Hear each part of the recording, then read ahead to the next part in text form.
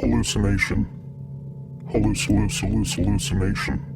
Things that go bump in the night. My story spans from 2006 to 2011. It seems like so long ago. And it's a story that I've tried to block out of my mind. In fact, I haven't even told my therapist. But the story I'm about to tell you, it's true. In 2006, I was 16 years old, and my parents made me get a job. I was frustrated because I played a lot of sports, and I did a lot of extra activities. So fitting a job into my already busy schedule wasn't ideal, but they said it would help me stay out of trouble. I was living in Iowa at the time, and I decided to apply to the local Kmart. I went to the interview and immediately got hired as a cashier for $7.25 an hour. I thought it was a little strange that the manager asked for a hug. He said, "We're like family around here," and he laughed. He told me that he'd been the manager there since 1982. It was a bit strange, but I shrugged it off. I had been working at Kmart for about a month when the manager approached me, and he asked me if I'd like to transfer from being a cashier to being someone who completes the daily pick list. I asked him what that entailed. He told me that every day they print a list of items that had been sold the previous day, and that I would go to the inventory area, find more of the product, and place it back onto the shelves. I obviously took the position. He gave me another hug. This time, I didn't think it was weird, because me and the manager had been getting pretty close as friends. He was like a father figure to me. Eventually, winter turned into spring, and spring turned into summer. They had hired this upperclassman named Evan, who called in sick all of the time. It really pissed me off, because they always expected me to cover his shifts. One day, he went missing. It was the talk of the town. I remember I was working that day, and I had asked my manager if he thought Evan was going to be okay. He said, "Evan will be fine."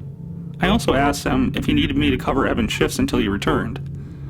He asked me if I needed the hours. I responded by saying that I have a pretty busy schedule, but I could always use more hours.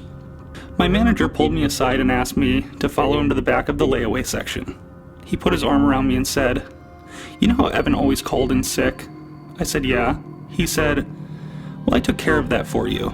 Evan won't be calling in sick anymore." I said, "What do you mean?" He said, "Follow me." We entered this crawl space that was underneath some loose tiling behind the layaway area. I followed him down a ladder that spans about 3 stories underground. Once we got to the bottom, we walked about a quarter of a mile to where I saw Evan chained to the wall. He didn't say anything. His tongue was cut off. My manager told me that if I wanted to not end up like Evan, that I would need to bring Evan food and water every shift and clean his waste bucket. So I did it. I eventually began to enjoy the task. It was almost like Stockholm Syndrome, even though I wasn't the one who was kidnapped. Maybe I was mentally kidnapped. My manager took me under his wing, even more, and said I had the potential to be the assistant manager someday, even though I was only 16. I felt like I was the man in charge, for once. One day, in 2006, my manager asked me if I knew who Johnny Gosh was. I said no. He said that it didn't matter, but he gave me an envelope of photos and an address and told me to drop it off there. A few years had passed by, and I was in college. I still worked at Kmart. Evan was still chained up, and I felt like I was on top of the world. I felt like I was really impressing my manager. I felt a sense of pride, commitment, and secrecy. I actually enjoyed keeping Evan locked up, and I enjoyed keeping him alive. He felt like a friend, even though he wasn't. The years were just passing him by, and the world had changed so much since 2006. By 2011, I was a completely different person. So much of me had changed, and I began to appreciate how much my boss took me under his wing and gave me power. I tried to impress my manager even more. I tried to kidnap someone. Unfortunately, people heard the incident while it was occurring and called the police. I was arrested. I was released on bail, and they only put me on probation. My manager was upset that I attempted a kidnapping on my own, and he called me stupid for getting caught. I ended up quitting Kmart and never looked back. 2 months later, my boss died in a tragic house fire. I always wondered if my boss ever found another employee to feed Evan before the fire.